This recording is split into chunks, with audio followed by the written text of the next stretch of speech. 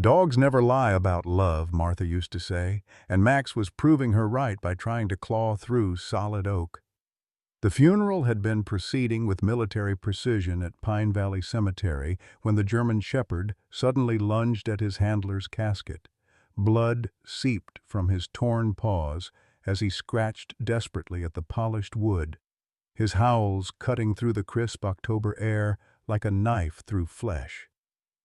"Get that dog under control!" Chief Harrison barked, but Max fought against every attempt to pull him away. The American flag draped over Officer James Mitchell's coffin was now streaked with crimson paw prints. Sarah Mitchell pressed a trembling hand to her pregnant belly.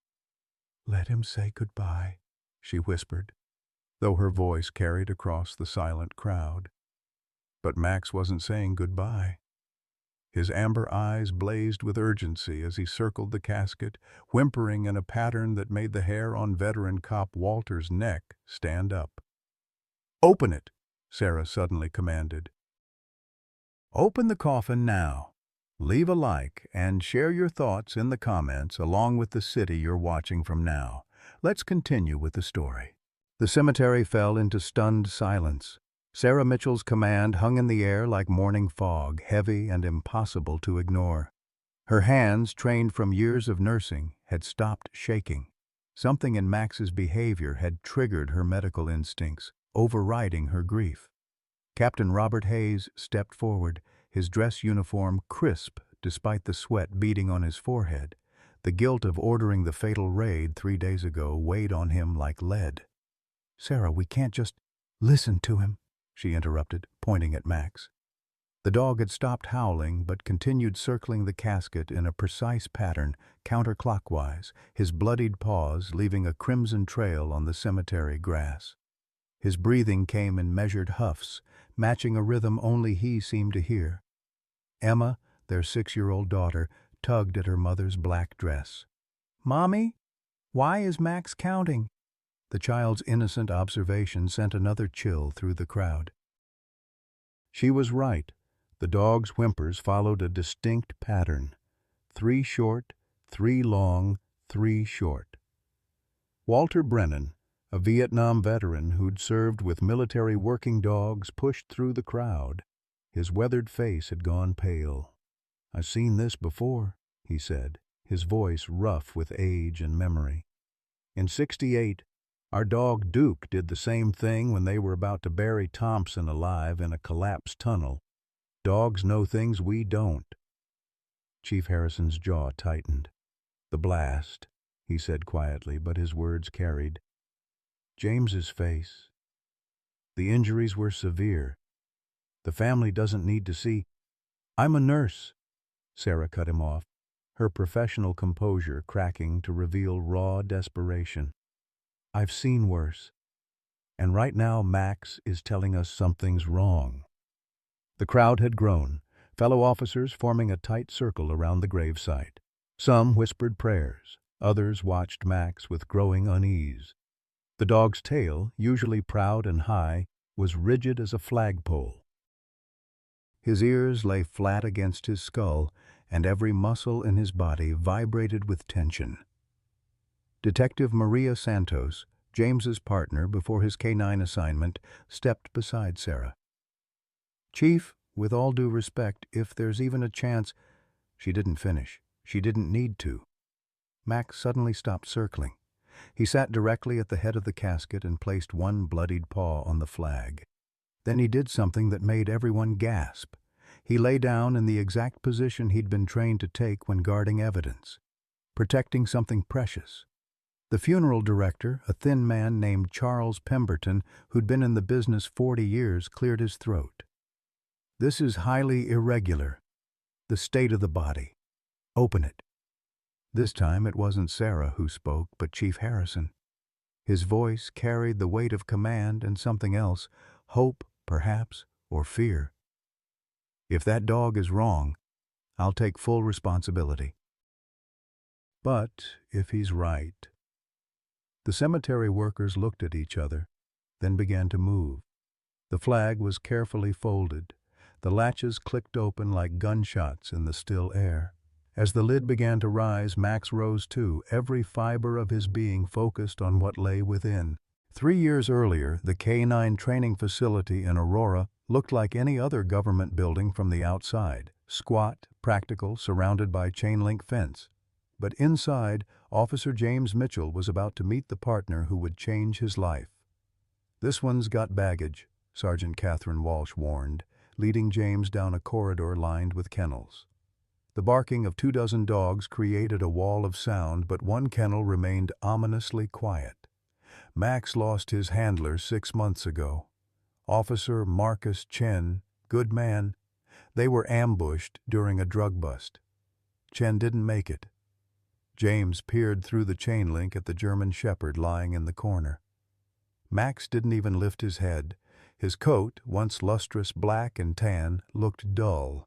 His food bowl sat untouched. "He won't work with anyone," Walsh continued. "We've tried 4 handlers. He just shuts down. Department's ready to retire him. Maybe adopt him out as a pet." "What's his full name?" James asked. "Maximilian von Steinberg. His sire was imported from Germany. Best nose in the unit, or was. Chen used to call him Max." James studied the motionless dog. Something in those amber eyes, barely visible beneath drooped ears, spoke of profound loss. He'd seen that look before, in his mirror after his partner was killed in a shootout 5 years ago. "Give me 4 weeks, James said. Walsh raised an eyebrow. The others gave up after 1. Then they didn't need him enough. James turned from the kennel. "Sometimes the good Lord pairs souls that need each other. My grandmother used to say that about her farm dogs. I'm betting it applies here too." The first week tested James's patience like nothing in his 12 years on the force. Max wouldn't acknowledge his presence, wouldn't eat if James was watching, wouldn't respond to commands in English or German. But James had grown up on his grandfather's ranch in Montana, where breaking horses required patience, not force. Every morning, James arrived early. He'd sit outside Max's kennel reading the sports section aloud. "Broncos lost again," he'd say conversationally. "You probably don't care, being from California and all, but I figure you should know what your new city's up to." He'd leave his worn undershirt in the kennel each night, retrieving it the next morning. He ate his lunch sitting on the concrete floor, back against the chain link, never trying to touch or command, just existing in the same space. On day 10, something shifted. James was reading about a Rockies game when he heard movement behind him. Max had moved closer, just a few feet, but closer nonetheless. "That's good, boy," James said without turning. "Take your time."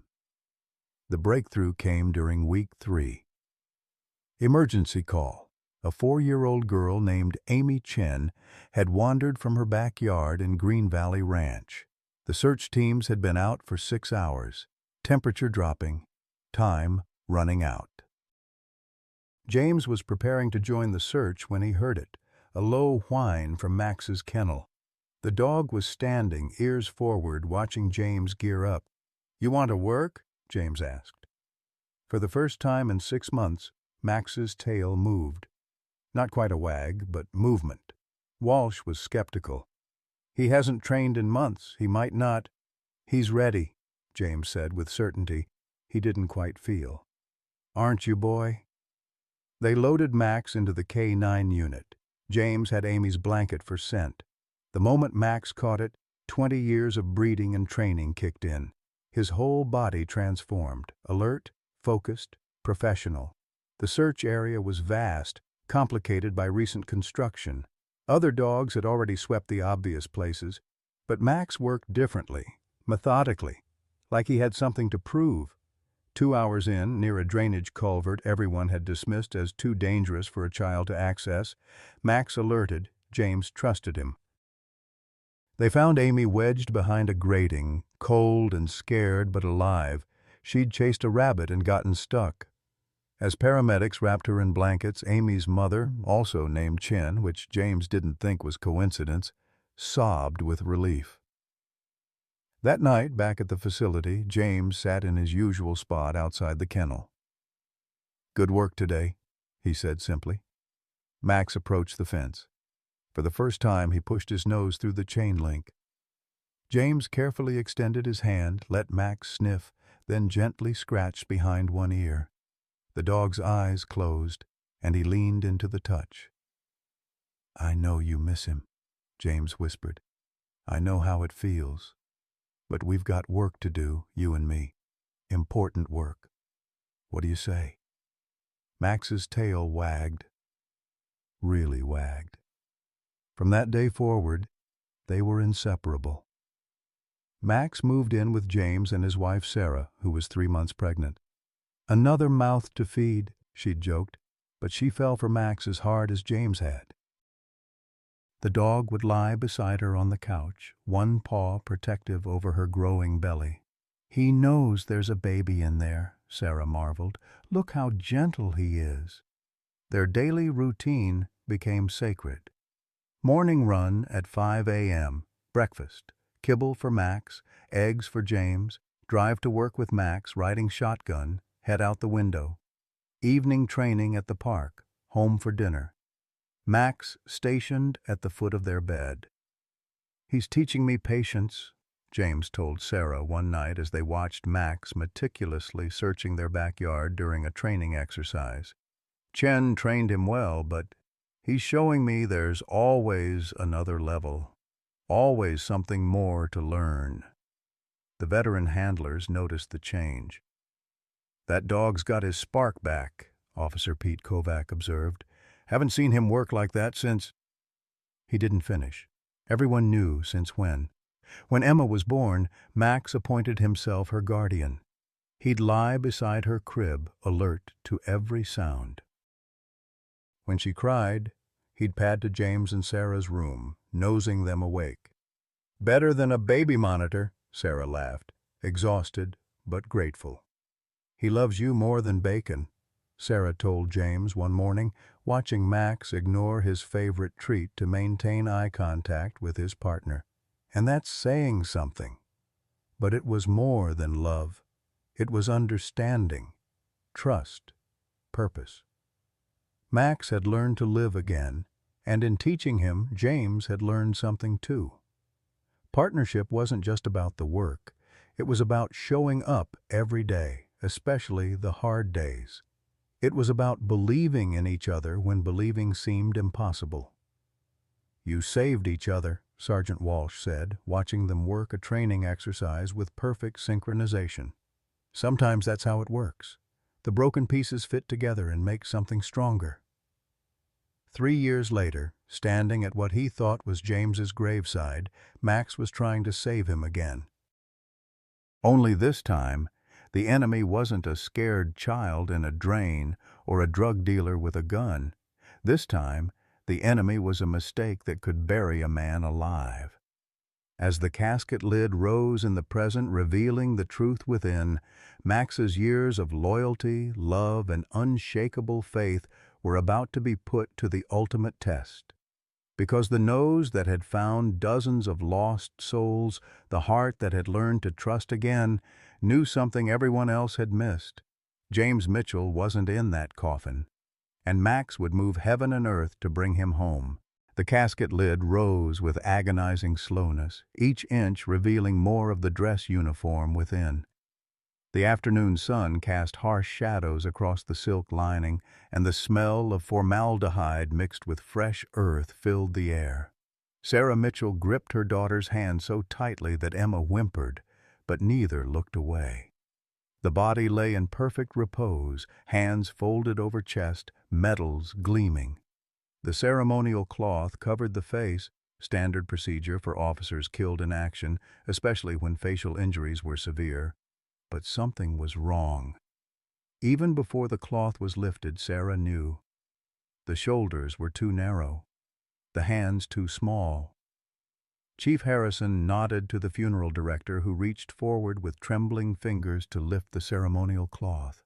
What lay beneath sent a collective gasp through the crowd. "That's not James," Sarah's voice cracked like ice on a frozen pond. "That's not my husband." The face belonged to Officer David Torres, Younger, slighter, with a small scar on his chin from a childhood accident, his widow, Maria Torres, who'd been standing at another gravesite 50 yards away, heard the commotion and came running. "David?" She pushed through the crowd, her black dress catching on someone's uniform. "What's happening? Why is David—" She saw the open casket and screamed. Max, who'd been rigid as stone during the revelation, suddenly relaxed. His tail gave a single wag, not of happiness, but of satisfaction. Mission accomplished. He'd done what he'd been trained to do, alert to something wrong. Now he sat back on his haunches, blood still seeping from his torn paws, and looked expectantly at the humans as if to say, "Now, what are you waiting for?" Chief Harrison was already on his radio. "This is Harrison. I need immediate confirmation on all officer fatalities from the warehouse shooting. Check every body." "Check them now." His face had gone gray beneath his ceremonial hat. "And get me St. Joseph Hospital on the line." Sarah's nursing instincts kicked in before her emotions could overwhelm her. "The warehouse victims," she said, forcing her voice steady. 3 officers shot. 2 died at scene, 1 in transit. If David's here, then James might be alive," Detective Santos finished. She was already running toward her unmarked car. "I'm going to the hospital." "Wait!" Captain Hayes called out, but chaos had already erupted. Officers scattered to their vehicles. Family members wept and shouted questions. The media, kept at respectful distance until now, surged forward with cameras. Walter Brennan, the Vietnam vet, knelt beside Max and examined his paws. "These need tending," he said gruffly, pulling out a handkerchief to apply pressure. "But I got a feeling this dog's not done working today." Sarah's phone rang. She almost dropped it in her haste to answer. St. Joseph Hospital appeared on the screen. "Yes? This is Sarah Mitchell." The voice on the other end was professional but confused. "Mrs. Mitchell, this is Dr. Patricia Reeves.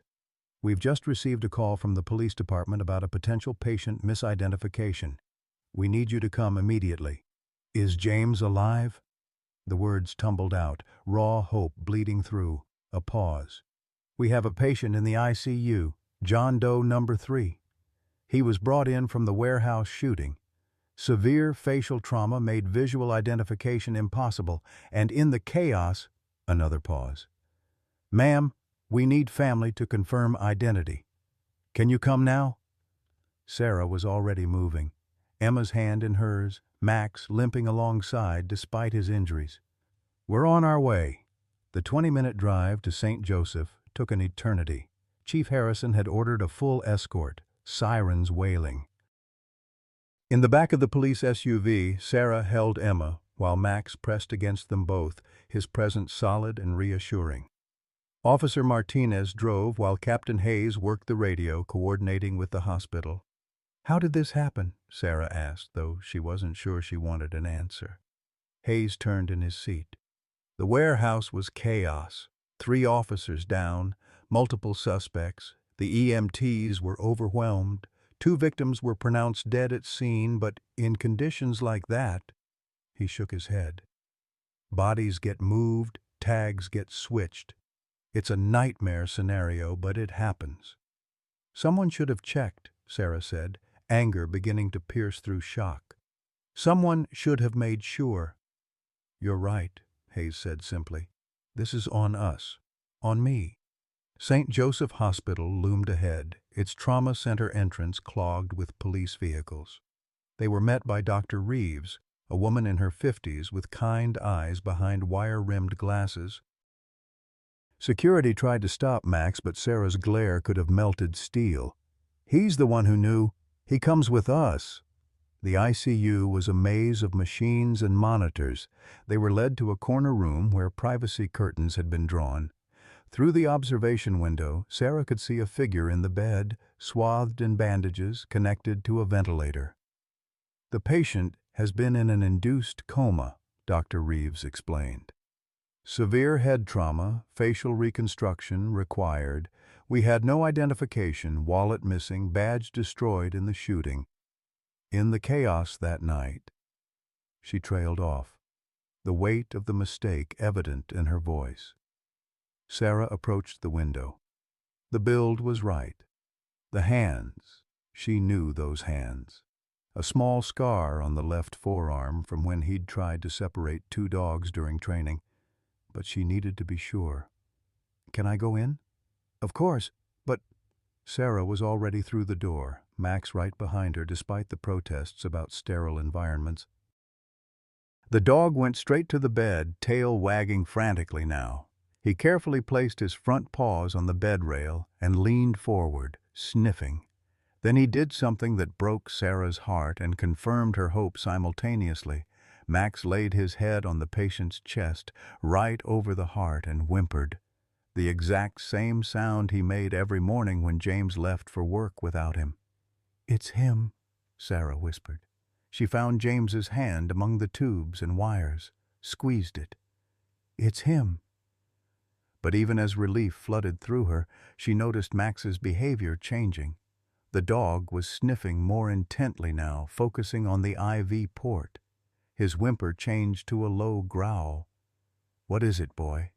Sarah followed his gaze to the IV bag. Her nurse's training kicked in. She checked the label, then checked it again. "This isn't right. Doctor, what medication is this?" Dr. Reeves stepped forward, frowning. "Standard protocol for coma patients. Sedatives, antibiotics." "This isn't what's on his chart," Sarah interrupted, her voice sharp. She'd grabbed the medical clipboard and was comparing. "The concentration is wrong, and there's a smell." She leaned closer to the IV port, then jerked back. "Ethylene glycol. There's antifreeze in this IV." The room erupted. Dr. Reeves called security while Captain Hayes radioed for the crime scene unit. The IV was immediately disconnected, new lines established. Sarah watched the monitors like a hawk while Max maintained his vigil, growling whenever unfamiliar medical staff approached. "How long has he been receiving this?" Sarah demanded. Dr. Reeves was checking computer records, her face growing paler by the second. 3 days. Small doses, but consistent. If you hadn't noticed—" "I didn't notice," Sarah said firmly. "Max did." Time became critical. Again, the poison had been slowly destroying James's kidneys. Blood tests confirmed what Max's nose had detected, dangerous levels of ethylene glycol in the bloodstream. Not enough to kill quickly, but enough to ensure organ failure within days. "Dialysis," Sarah ordered, her voice carrying the authority of someone who'd worked trauma units. "He needs dialysis now." As medical staff scrambled, Detective Santos returned from investigating. "The nurse who prepared these IVs, Patricia Coleman. She's missing. Has been since this morning." She held up the employee file. "Started here 6 months ago. Transferred from Chicago." Captain Hayes studied the file. "Run her prints. Check her background again. Something's not right." Max hadn't moved from James's bedside. Even as staff wheeled in dialysis equipment, the dog maintained his position, occasionally licking James's hand where it lay on the white sheet. Emma had curled up in a chair, exhausted from emotion, while Sarah divided her attention between her husband's monitors and the investigation unfolding around them. "Why would someone try to poison a coma patient?" Sarah asked. "What's the point?" Hayes and Santos exchanged glances. "The warehouse raid," Santos said slowly. "It was supposed to be routine, but we got intel at the last minute about Rico Valdez being there, major player in the interstate drug trade. James was lead on the case." "The trial," Sarah breathed. "James was supposed to testify." "Star witness," Hayes confirmed. "With him dead or incapacitated, the case falls apart. Valdez walks." The pieces clicked together with horrible clarity. The chaos of the shooting, the misidentification, someone taking advantage of the confusion to slowly, quietly eliminate a witness. If Max hadn't alerted at the funeral, if they hadn't discovered the switch, James would have died in a hospital bed while his family mourned an empty coffin. "Find Patricia Coleman," Sarah said, her voice steel. "Find her now." As if in response to her words, Max's head suddenly snapped up. He looked toward the door, ears forward, body tense. A low growl rumbled in his chest. Someone was coming. Someone Max recognized. Someone who shouldn't be there. The door handle began to turn. The door swung open to reveal a woman in scrubs, her hospital ID badge reading Patricia Coleman, RN. She was carrying a medical tray with fresh IV bags, her expression professionally neutral until she saw the room full of police officers. Her eyes went wide, then narrow, calculating escape routes in an instant. Max exploded into action. Despite his injured paws, he launched himself between Patricia and James's bed, teeth bared, a snarl ripping from his throat that made everyone in the room step back. This wasn't the controlled aggression of police training. This was primal protection. "Nobody move," Captain Hayes commanded, his hand moving to his service weapon. Patricia's hand had slipped into her pocket. "Slowly remove your hand from your pocket, ma'am." Instead, Patricia smiled, a cold expression that didn't reach her eyes. "You know, I always hated dogs, especially smart ones." Her hand emerged holding a syringe filled with clear liquid. "One step closer and I inject myself. Concentrated potassium chloride. I'll be dead in seconds, and you'll never know who else is involved." The room froze. Sarah pulled Emma behind her while Detective Santos flanked Patricia from the left. Max held his position, muscles coiled, waiting for a command or an opening. "Let's talk about this," Hayes said, using his hostage negotiator voice.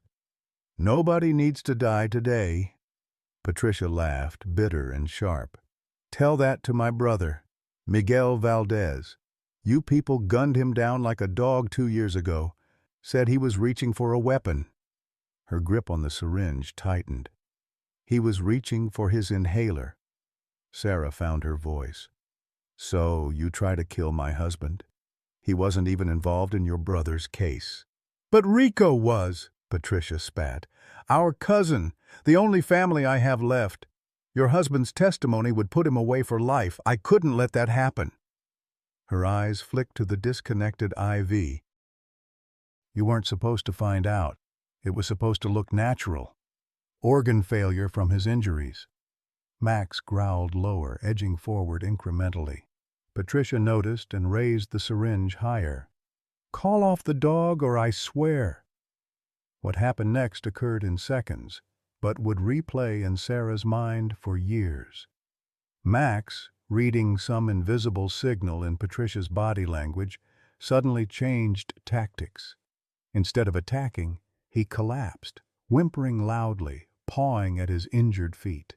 It was a performance worthy of an Oscar. Patricia's attention shifted for just a moment, a nurse's instinctive response to an animal in pain. That moment was all Detective Santos needed. Her taser deployed, twin probes catching Patricia in the shoulder. The woman convulsed and dropped, the syringe rolling harmlessly across the linoleum. As officers swarmed to secure Patricia, Max immediately abandoned his act. He returned to James's bedside, tail wagging slightly, looking pleased with himself despite the blood now flowing freely from his reopened wounds. "Did that dog just fake an injury to create a distraction?" Dr. Reeves asked, incredulous. Sarah knelt beside Max, tears streaming down her face. "He's done it before in training. James taught him. Sometimes the best offense is pretending you don't have one." She looked up at the doctor. "His paws need treatment, now." While veterinary staff were called to tend to Max, the investigation exploded outward. Patricia Coleman, real name Patricia Valdez, had assumed a dead nurse's identity 6 months prior. She'd specifically requested ICU shifts, waiting for an opportunity. The warehouse raid had provided it.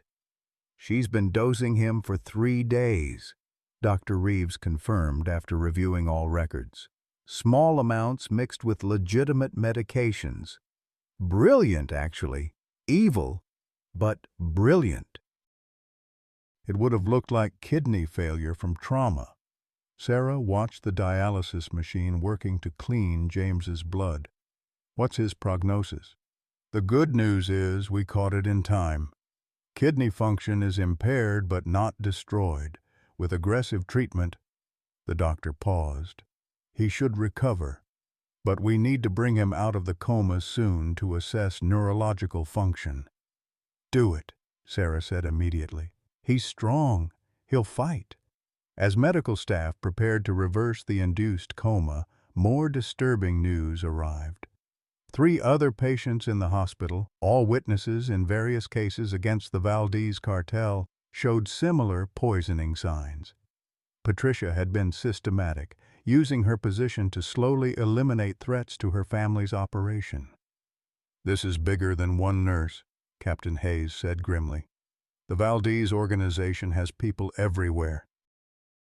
Even with Patricia in custody, James isn't safe. Max, his paws now properly bandaged, had refused to leave even for treatment. The vet had worked on him right there in the ICU room. Now he lay beside James's bed, alert to every sound, every movement. When a new nurse entered, thoroughly vetted, Max watched their every move.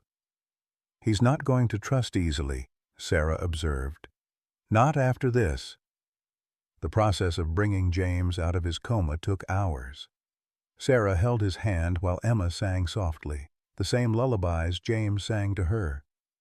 Max occasionally licked James's fingers, whimpering encouragement. "His brain activity is increasing," Dr. Reeves announced. "He's fighting the sedation. That's a good sign." As afternoon faded to evening, James's eyelids began to flutter. His fingers twitched in Sarah's grasp.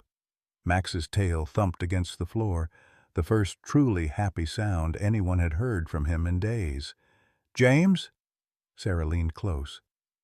"Can you hear me?" "Squeeze my hand if you can hear me." The pressure was weak but unmistakable. James Mitchell was coming back. His eyes opened slowly, unfocused at first. The ventilator prevented him from speaking, but his gaze found Sarah, then Emma, then, with visible effort, Max. His hand moved slightly, and Max immediately understood, carefully placing his head where James could touch him. "You're safe," Sarah assured him, though tears made it hard to speak. "You're in the hospital. There was a mix-up, but Max found you. Max saved you." James's eyes moved to his partner, and something passed between them. Gratitude, love, understanding. His fingers weakly scratched behind Max's ear, their traditional greeting. Dr. Reeves checked his responses. "Neurological function appears intact. We'll keep the ventilator for now, but all signs are positive." She smiled. "Your dog is remarkable." He detected something our machines missed. Over the next hours, the full story was explained to James through writing and gestures. His memory of the shooting was fragmented. Flashes of gunfire, trying to shield Rookie Officer Coleman, no relation to Patricia, the impact of bullets. He remembered voices, sirens, then nothing until now. Detective Santos had been busy investigating. "The morgue admits fault," she reported. "In the chaos, with 2 officers killed and multiple casualties, bodies were misidentified. David Torres and James were brought in minutes apart, both with severe facial trauma. Someone made an assumption based on size and uniform, and in the rush—" "Protocols will change," Chief Harrison said firmly. "This can never happen again." But even as James improved, new threats emerged. Word of Patricia's arrest had reached the Valdez cartel. Increased security was posted, but Max provided the best early warning system. Twice he alerted to suspicious individuals who turned out to have criminal connections to the organization. "We need to move him," Captain Hayes decided after the second incident. "Secure wing. Limited access." The transfer happened at 3 a.m. Max rode on the gurney with James, refusing to be separated. Sarah and Emma followed with armed escort. They were establishing James in the secure wing when Max's behavior changed again. He sniffed the air intently, then focused on the ventilation system. A low whine built in his throat, different from his danger alert, more like recognition of something familiar, but wrong. "What is it, boy?" Sarah followed his gaze to the air vent. A sweet smell, barely noticeable. "Clear the room, now." Security responded instantly. The vent was checked and traces of sevoflurane, an anesthetic gas, were found. Someone had tried to pump sedative through the ventilation system. Not enough to kill, but enough to incapacitate security and medical staff. "They're not giving up," Hayes said grimly. "We need to be smarter." Max, despite exhaustion and injury, maintained his vigil. He'd found James against all odds, detected poison medical equipment missed, created distractions for takedowns, and now identified an airborne threat. But the toll was showing. His breathing was labored, and he favored his injured paws heavily. "He needs rest," the veterinarian insisted during a check. "His pads are shredded, he's dehydrated, and frankly, the stress levels I'm seeing in his blood work are concerning."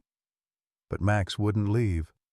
Even when James, now off the ventilator, ordered him to rest, the dog simply laid his head on the bed and looked at his partner with those amber eyes that said, "Not until you're safe."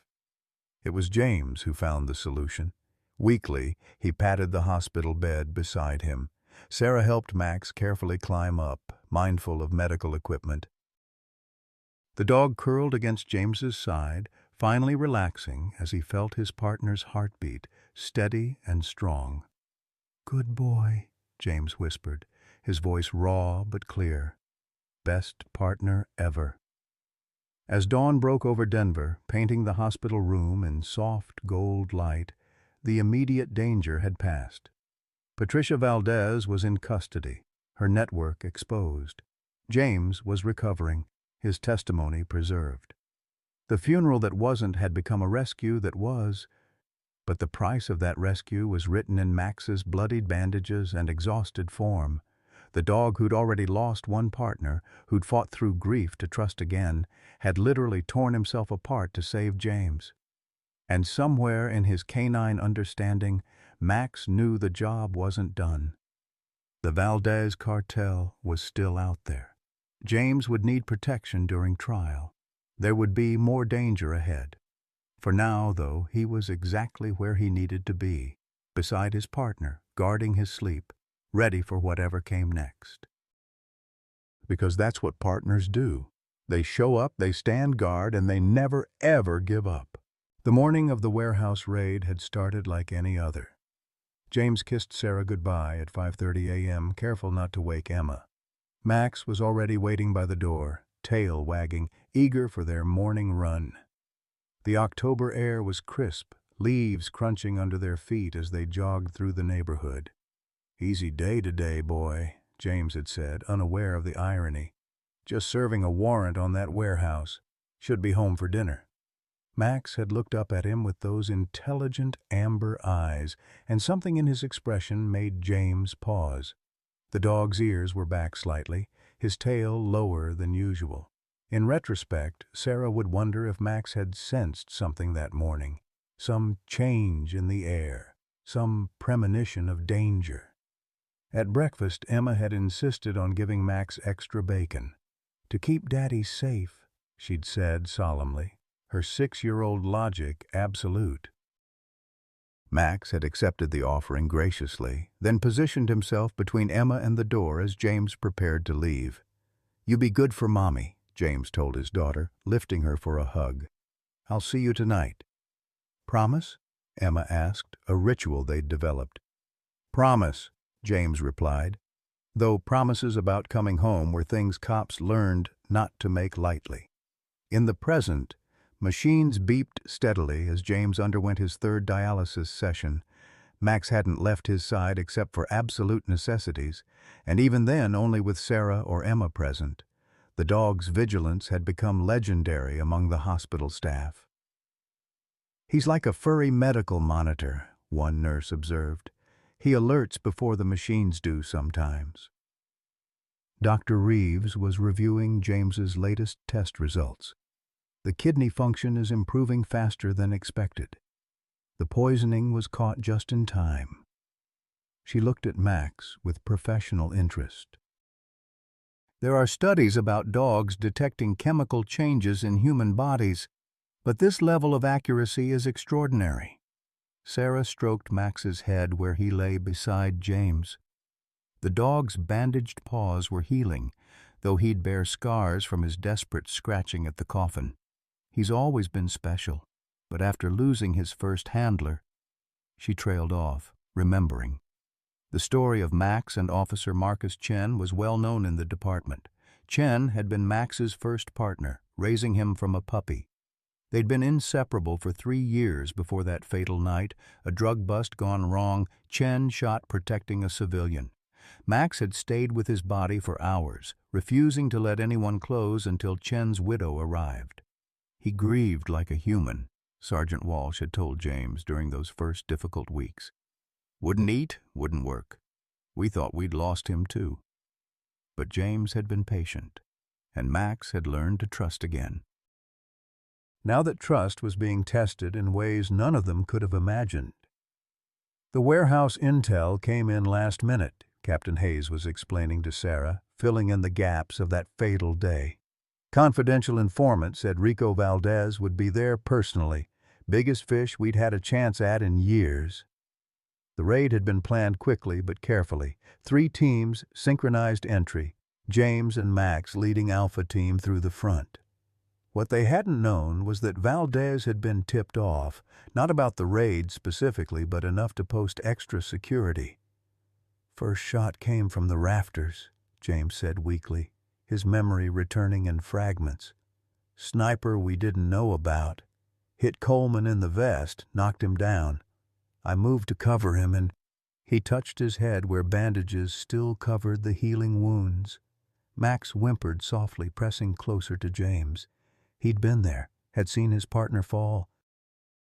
In the chaos that followed, with multiple officers down and suspects scattering, Max had been separated from James. By the time he'd fought his way back through the smoke and gunfire, the ambulances were already leaving. They wouldn't let him in the ambulance, Detective Santos added. He tried to follow, ran after it until his paws bled. Kovac finally caught him, brought him to the station. For 3 days, Max had been inconsolable. He'd refused to eat, pacing the kennel, whining constantly. When they'd told him James was dead, based on the misidentification, he'd howled like his heart was breaking. They'd brought him to the funeral, hoping it would provide closure. Instead, it had provided a miracle. I could hear you, James said suddenly, looking at Max. When I was in the coma, I could hear you at the funeral. That's what kept me fighting. I knew you wouldn't give up on me. Sarah wiped her eyes. The doctors say that's impossible. You were too deeply sedated. Maybe, James conceded, but I heard him. I tried to call out, to move, to tell you I was alive, but my body wouldn't respond, like being buried in concrete. The image sent chills through everyone. To be trapped in your own body, hearing your own funeral. It was the stuff of nightmares. Max seemed to understand, licking James's hand reassuringly. Dr. Reeves had been researching similar cases. There are documented instances of coma patients retaining some awareness. It's rare, but not impossible. The emotional connection between you two might have created a unique situation. As they talked, Max, suddenly alert. His head snapped toward the door, ears forward. A moment later, Emma appeared with Captain Hayes. She was carrying Max's favorite toy, a battered tennis ball that had seen better days. I thought Max might want this, she said shyly, to help him feel better. Max's tail wagged for the first time in hours. He carefully took the ball, then did something that made everyone smile. He placed it on James's chest, an offering of his most prized possession. That's love, Walter Brennan said from the doorway. The old veteran had been visiting regularly, bringing coffee for Sarah and stories for Emma. Reminds me of my dog Duke in Nam. Saved my unit more times than I can count. Dogs don't ask for medals or recognition. They just do the job because it's right. The mention of military service sparked a memory in James. Chen used to say Max had military bloodlines. His grandfather was a war dog in Afghanistan. Maybe that's why he's so... He searched for the word. Dedicated, Sarah supplied. Relentless. Smart as a whip, too, Hayes added. The way he faked that injury to distract Patricia Valdez, I've seen trained actors who couldn't sell it that well. Max preened slightly at the praise, but never took his attention fully off his surroundings. Even relaxed, he was on duty. The secure wing had become a fortress. Officers rotated on guard duty, all hand-picked by Hayes. The Valdez cartel had made 2 more attempts to reach James. One through a fake doctor, another through a maintenance worker. Both times, Max had alerted before they got close. "We're moving trial dates up," the district attorney informed them during a visit. "With Patricia's confession and the evidence we've gathered, we can fast-track. The sooner James testifies, the sooner this threat ends." But testifying meant leaving the hospital, exposing James to danger. His recovery was progressing well. The dialysis had cleared the poison, his head injuries were healing. But he was still weak, and Max, despite his heroics, was showing signs of strain. "He's not eating enough," Sarah worried, watching Max pick at his food. "And he's losing weight." The veterinarian was called back for another examination. This time she insisted on a full workup. Blood tests, X-rays, the works. Max submitted reluctantly, constantly looking back at James. "I want to run some additional tests," the vet said carefully after reviewing the initial results. "His white cell count is elevated, and there are some irregularities in his liver enzymes." "What kind of irregularities?" Sarah asked, though she dreaded the answer. "It could be stress-related, the trauma of the last week, the injuries, the constant vigilance." "But," the vet hesitated, "we should rule out other possibilities." Max seemed to sense the concern. He returned to James's bedside, laying his head on his partner's hand. James scratched behind his ears, their familiar ritual. But Sarah saw the worry in her husband's eyes. "He's been through so much," James said quietly. "First Chen, then almost losing me. Now this constant threat. Maybe it's too much to ask of him." "Don't," Sarah said firmly. "Don't you dare suggest retiring him or replacing him. You two are a team." "He's proved that 100 times over." Emma, who'd been coloring quietly in the corner, looked up. "Max is family," she said simply. "Family doesn't give up on each other." Out of the mouths of babes, Sarah thought. Emma was right. Whatever challenges lay ahead, the trial, the ongoing threat from the cartel, Max's health concerns, they would face them together. As evening approached, bringing with it the changing of the guard shift, Max performed his self-appointed rounds. He checked each corner of the room, sniffed the new officers on duty, inspected the sealed windows. Only when satisfied did he return to his position beside James. "Good boy," James murmured, his hand finding Max's head. "Best partner a cop could ask for." Max's tail thumped once against the bed and his eyes closed briefly. But even in rest, one ear remained cocked, listening, always listening, because that's what guardians do. They rest with one eye open, ready for whatever comes next.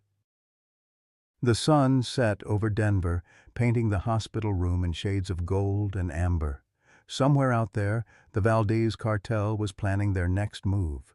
But here, in this fortified room, a man and his dog faced the night together, bonded by trust, loyalty, and a love that had already conquered death once. Tomorrow would bring new challenges. The trial loomed. Questions about Max's health needed answers. But tonight, they had each other, and that was enough. In the morning, they would face whatever came next the way they always had, together. James Mitchell's eyes fluttered open to the sound of Max whimpering. It wasn't his usual alert whine or his greeting rumble. This was different. Pain. Raw, unmistakable pain. In the pre-dawn darkness of the hospital room, James could see Max's silhouette, rigid and trembling. "Max?" James pushed himself up, his own pain forgotten. "What's wrong, boy?" The German shepherd tried to stand but stumbled, his bandaged paws unable to support him properly. His breathing was labored, each exhale a small whine. Sarah, sleeping in the chair beside the bed, woke instantly. "Call the vet," James said urgently. "Something's wrong." While Sarah made the call, James remembered fragments from his coma, not images or words, but sounds. Max's howl at the cemetery, primal and desperate, the scratching relentless and determined, and underneath it all, a rhythm he'd felt more than heard, like a heartbeat calling to another heartbeat. "Doctor?" Angela Morrison, the veterinarian, arrived within 30 minutes. Her examination was thorough but gentle, Max submitting despite his obvious discomfort. When she finally looked up, her expression made James's stomach drop. "The blood tests from yesterday," she began carefully. "I ran them twice to be sure. Max has acute liver damage. It's progressing rapidly." "From what?" Sarah demanded. "His injuries? Stress?" Dr. Morrison shook her head. "When Max detected the antifreeze in your IV, Mr. Mitchell, he did more than just smell it. Dogs investigate with their mouths. He likely ingested small amounts while trying to alert everyone.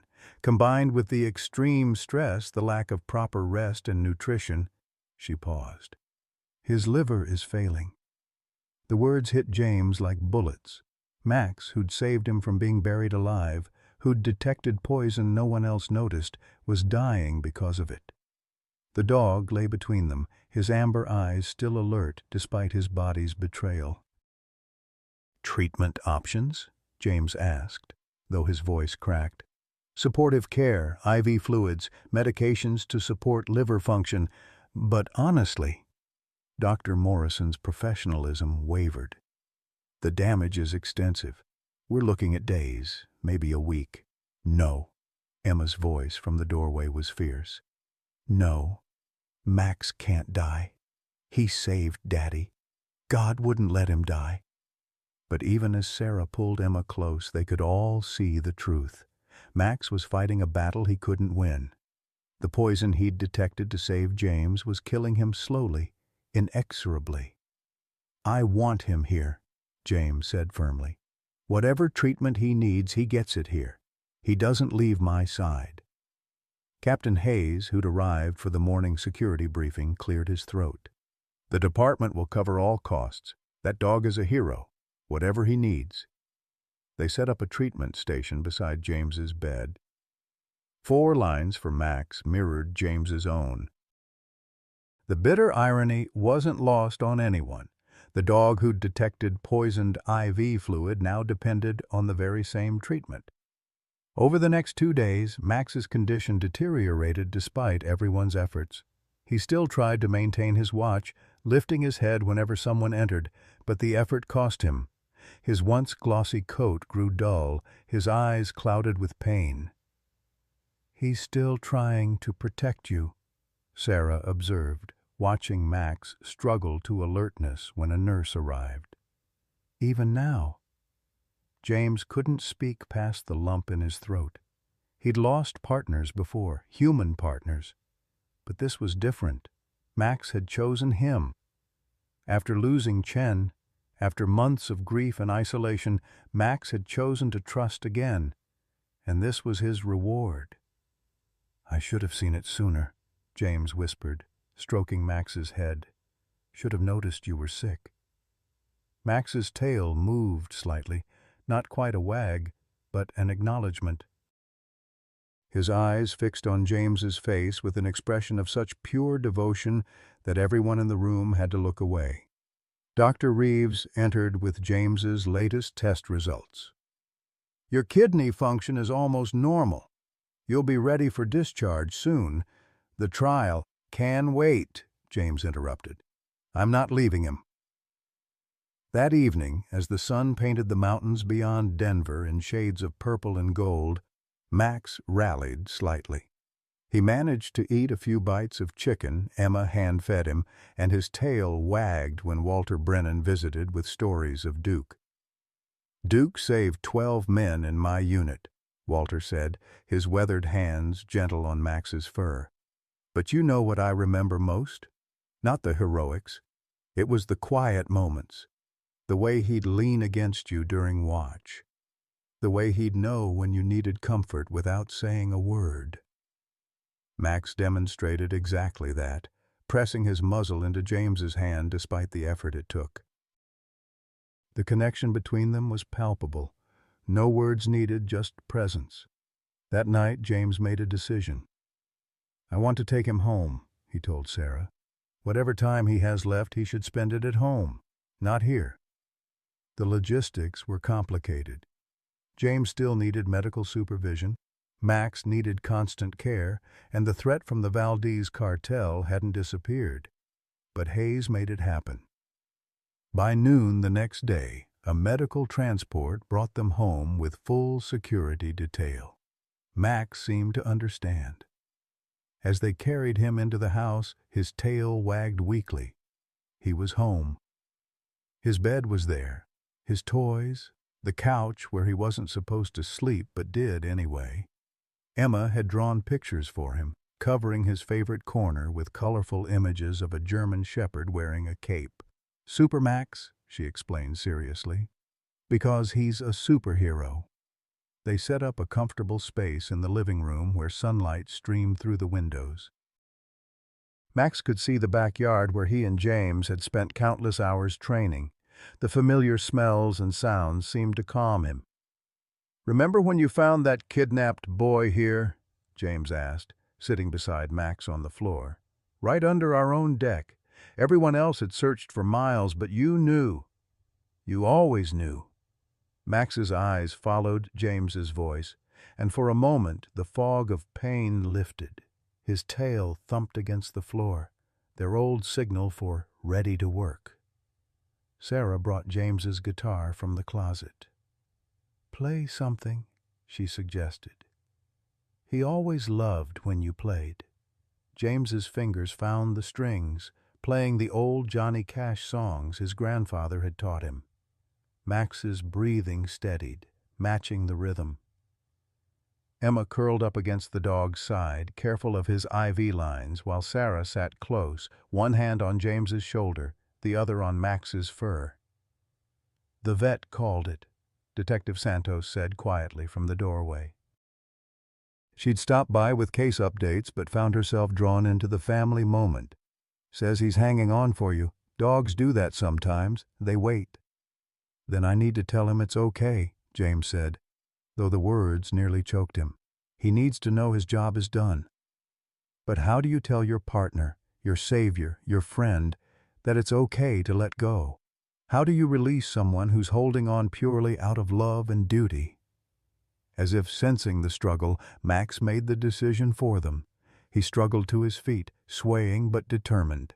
Step by painful step, he made his way to his toy basket. From among the tennis balls and rope toys, he pulled out something James had forgotten. Chen's old collar, the one Max had carried for months after his first partner's death. Max brought it to James and laid it at his feet. Then he retrieved his own collar, the one with his badge and James's contact information. He placed it beside Chen's. Finally, with tremendous effort, he climbed onto the couch, their couch, where they'd spent countless evenings watching game highlights, and lay down with a contented sigh. "He's saying goodbye," Sarah whispered through tears. "He's telling you he's ready." James knelt beside the couch, his hands buried in Max's fur. "You saved me, boy. In every way a person can be saved. You brought me home to my family. You gave me the chance to watch Emma grow up, to hold my wife again, to meet the baby we're going to have." His voice broke completely. "You did your job, Max. You did it perfectly. You can rest now." Max's amber eyes, still bright despite everything, found James's face one last time. His tail wagged once more, not weakly now, but with purpose. A job well done, a partnership honored, a love that transcended species and circumstance. As the afternoon sun slanted through the windows, casting golden light across the room, Max closed his eyes. His breathing slowed but remained steady. He was home, surrounded by his family, his duty complete. Whatever came next, he faced it the way he'd faced everything else. With courage, loyalty, and unwavering love. The house fell into a sacred quiet as Max slept on the couch, his breathing shallow but peaceful. James hadn't moved from his side, one hand resting on the German shepherd's chest, feeling each rise and fall. Sarah had taken Emma to the kitchen, ostensibly for dinner, but really to give James these moments alone with his partner. 6 months. That's all the time Max had left, though none of them knew it yet. The vet had called that evening with test results that Dr. Morrison chose to share only with James. "The cancer is aggressive," she said gently over the phone. "It started in his liver, but it's spreading. Given his condition, the stress his body has endured." "How long?" James asked, though the words felt like glass in his throat. "With treatment, maybe 6 months. Without it—" She paused. "James, he's already been through so much. Sometimes the kindest thing—" "He'll decide," James interrupted. "When he's ready, he'll let me know." He always does. But Max, true to form, had other plans. The next morning, he struggled to his feet when James's alarm went off at 5:30 a.m., their usual time for morning runs. His legs shook, his breathing labored, but his eyes were determined. "You don't have to do this anymore," James told him, kneeling beside the couch. "You've earned your rest." Max responded by limping to the door, looking back expectantly. Not for a run, they both knew those days were gone, but for their routine, their partnership, their purpose. So they adapted. Instead of runs, they sat on the porch watching the sunrise. Instead of training exercises, Max supervised from his bed as James worked with Hope, the new canine puppy Captain Hayes had brought by. The 8-week-old German shepherd seemed to understand Max's status, approaching him with respectful curiosity. "She's got potential," Hayes observed, watching Hope attempt to track a tennis ball James had hidden. "Good bloodlines." Her grandmother was military. Max watched the puppy with interest, occasionally offering a soft woof of encouragement or correction. When Hope finally found the ball, Max's tail wagged approvingly. "He's teaching her," Sarah marveled, bringing coffee to the porch. "Even now he's still working." The Valdez trial was postponed while James recovered, but the threat hadn't disappeared. Security details remained in place, though Max had trained them all to his standards. He'd bark once for cleared visitors, twice for strangers, and a low growl meant immediate danger. The system worked perfectly. One morning, 3 weeks after returning home, Max alerted with his danger growl. The security detail responded instantly, discovering a suspicious van circling the block. When they ran the plates, it belonged to a known Valdez associate. The threat was neutralized before it could materialize, thanks to Max's vigilance. "Still protecting us," James said, offering Max a piece of bacon. "Doctor's orders be damned. Always on duty." But Max's strength was fading. The cancer progressed despite treatment, stealing weight from his frame and light from his eyes. He slept more, ate less, and struggled with tasks that had once been effortless. Yet every morning he still waited by the door at 5:30, ready for porch duty. Emma spent hours beside him, reading from her picture books and telling him stories about school. "When you get to heaven," she told him one day, "say hi to Officer Chen for us. Tell him you took good care of Daddy." Max licked her hand, understanding in his own way. The day came when Max couldn't make it to the door. He tried, pulling himself up with tremendous effort, but his legs wouldn't cooperate. James found him on the floor, still trying to crawl toward their morning ritual. "It's okay," James whispered, lifting his partner gently. "We'll bring the sunrise to you." They moved Max's bed to the window where he could see the mountains. Hope, the puppy, curled up beside him, learning by example how to be guardian and friend. Max approved, his tail managing a weak wag. Detective Santos stopped by with news. Patricia Valdez pled guilty. 25 to life. Rico's trial starts next month, but with her testimony and yours, he's finished. She knelt beside Max. "You did it, boy. You broke the case." That afternoon, Dr. Morrison made a house call. Her examination was gentle but thorough. When she finished, she looked at James with compassionate eyes. "He's telling you," she said softly. "His organs are shutting down.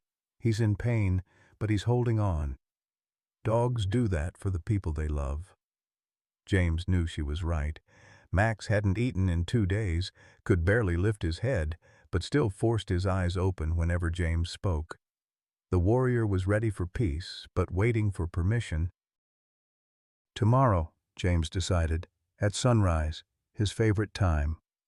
That night the whole family slept in the living room, James on the floor beside Max's bed, Sarah and Emma on the couch, even Hope curled against Max's side. They talked through the night, sharing memories.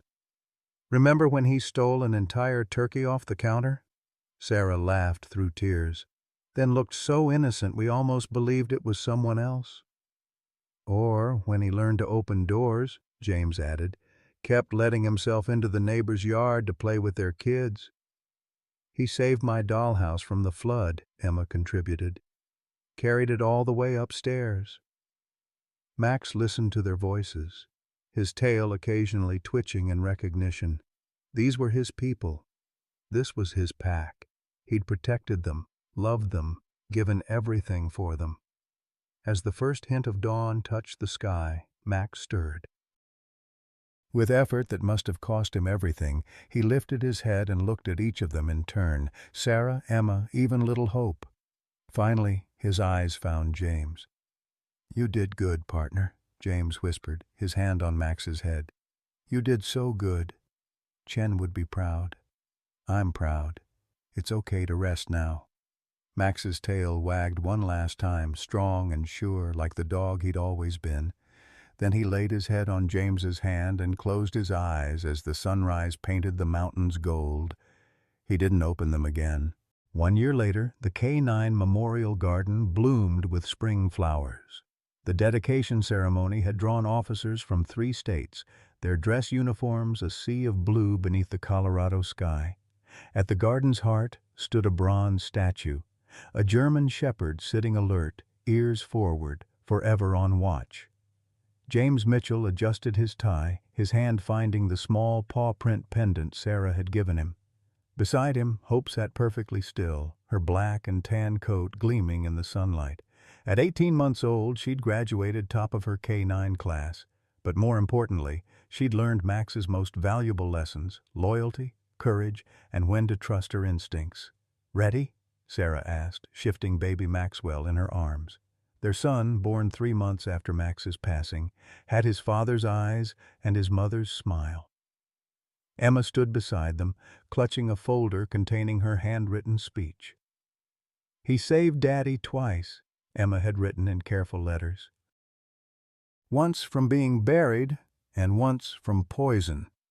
But really, he saved us every day just by being Max." Chief Harrison called the ceremony to order. The crowd fell silent as James approached the podium, Hope healing perfectly beside him. In the front row sat Walter Brennan, Detective Santos, Dr. Morrison, and dozens of others whose lives Max had touched. "Max wasn't just a police dog," James began, his voice steady despite the emotion. He was a teacher, a guardian, a friend. He showed us that love doesn't count the cost.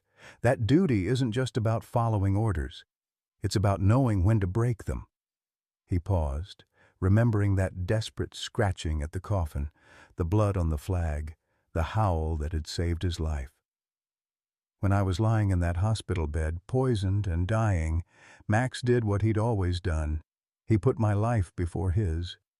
The anti-freeze he detected, that he tasted to confirm his suspicions, ultimately took his life. But he knew. Somehow, he knew and chose to save me anyway. Emma stepped forward, her young voice clear and strong. Max taught me that love multiplies. When Mommy had baby Maxwell, I was scared there wouldn't be enough love left for me. But Max showed me that's not how it works. Love isn't pie where everyone gets a smaller piece. Love is like light. The more you shine, the brighter everything gets. The crowd smiled through tears as Emma placed a small bouquet at the statue's base. Purple flowers, Max's favorite to destroy in the garden, mixed with yellow roses for remembrance. Captain Hayes spoke next, announcing the creation of the Max Foundation, dedicated to supporting retired police dogs and their medical care.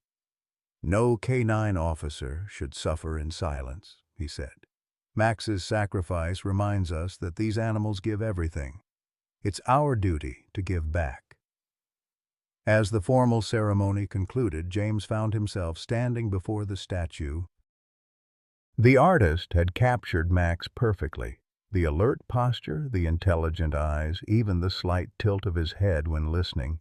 The plaque read simply, "K9 Max. He saved me twice. Forever on watch." "You know," Walter Brennan said, joining him, "my Duke passed 30 years ago, and I still talk to him sometimes. Doesn't mean they're gone. Just means they're watching from a different post." Hope suddenly alert, her attention fixed on something across the garden. James followed her gaze to see a butterfly landing on Max's statue, wings opening and closing in the sunlight.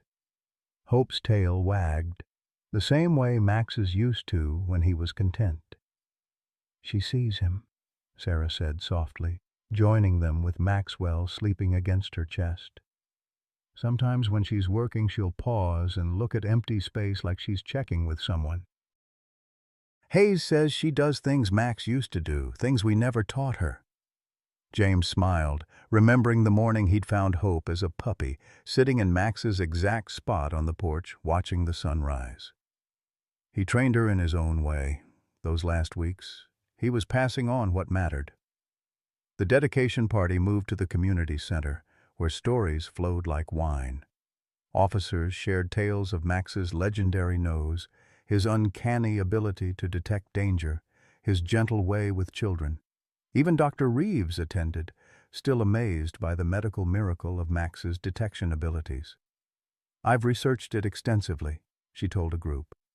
"The medical literature has no explanation for how he knew James was alive in that coffin, or how he detected such minute traces of antifreeze. Science says it's impossible, but Max didn't care about possible. He cared about James." As sunset approached, the Mitchell family returned home. Hope took her position on the porch, Max's spot, alert and watchful. Inside, Emma helped put Maxwell to bed while James and Sarah sat together on the couch, Max's couch, looking through photo albums.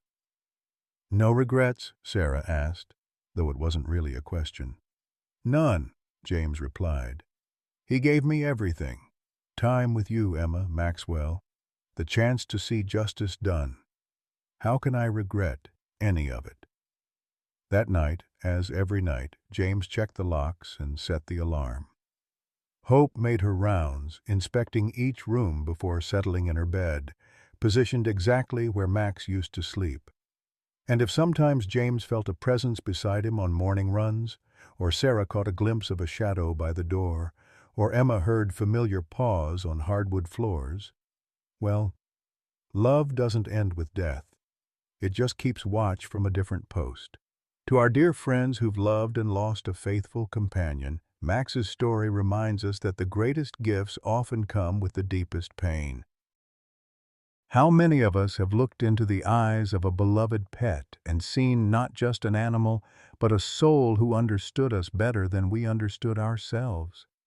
Max's sacrifice speaks to a truth we've always known, that love isn't measured in years but in moments of pure devotion. Whether it's the dog who waited by the door every evening for you to come home from work, the cat who somehow knew when you needed comfort, or the horse who carried you through life's trials, these bonds transcend words. They teach us that growing older doesn't mean growing alone, that purpose can be found in the wag of a tail or the gentle nudge of a wet nose. Max showed us that heroes don't always wear badges. Sometimes they wear collars and leave paw prints on our hearts forever. Did you have a pet who changed your life in ways you never expected? What would you tell them if you had one more sunrise together? Please share your story in the comments below. Let's honor these faithful friends who taught us that love multiplies, never divides.